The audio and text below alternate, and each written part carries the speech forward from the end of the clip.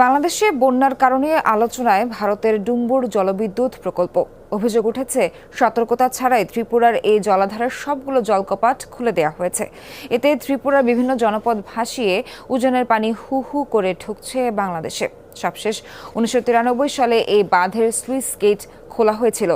এখন পর্যন্ত ত্রিপুরায় বন্যায় প্রাণ গেছে অন্তত 7 জনের। সতর্কতা জারি করা হয়েছে 8 জেলায়।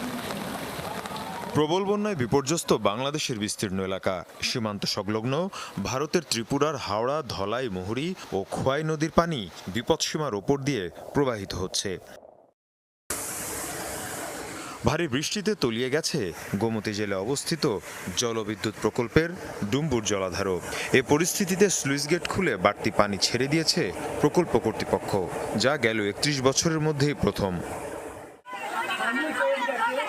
এর ফলে ত্রিপুরার গোমতী ও সিপাহীজলা জেলার বিস্তীর্ণ এলাকার বাড়িঘর ও কৃষিজমি ভেসে গেছে।